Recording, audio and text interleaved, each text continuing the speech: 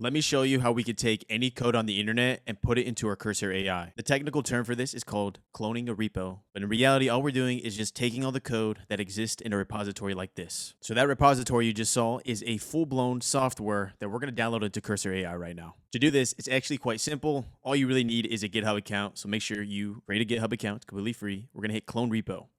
And then it's requesting a URL. To get this URL, you're going to go to the GitHub repo. It needs to be public, as you see up here. We're going to hit code.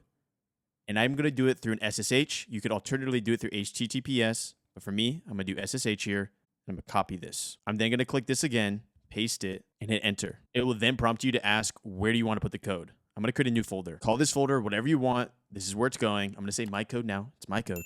Great. Then I'm going to hit select as repository destination. As you see below me, it's going to start downloading. And then we're going to hit open. And would you look at that? We now have all of this relevant code. Let me help you troubleshoot if you run into errors. To help you with errors, I'm going to leave this Git repository in the description down below. You might be asking, Corbin, what the heck is this? This software, I actually show you how to build it from complete scratch. We're talking all the way from lesson 1 to lesson 6.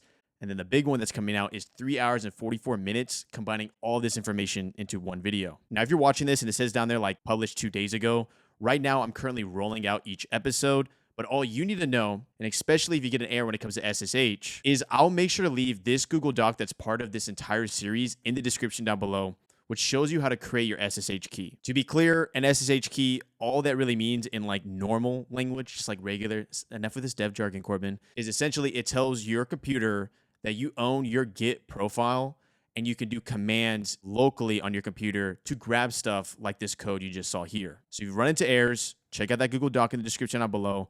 Also, check out this entire series that's happening on my channel now. I'll make sure I link this playlist here. And in that free series, I show you to grab any YouTube link, select the language of timestamps you want, and simply hit generate timestamps. This is a real software. This is called tubestamp.com. You can check in the description down below for free. And there we go. Timestamps that we can copy. As a side note, what makes those timestamps is Bump Ups here. Pretty cool platform that allows you to analyze any video, whether through API or on the platform itself. So if you ever find yourself wanting to attach a video file to an AI model, welcome to Bump Ups. So there you go. Step by step, how to get any code in GitHub in a public repository. Make sure to leave a like if you felt like you learned something in today's video. Make sure to check out that entire series. Those are 2 random videos. That is my face. I'll see you in the next video.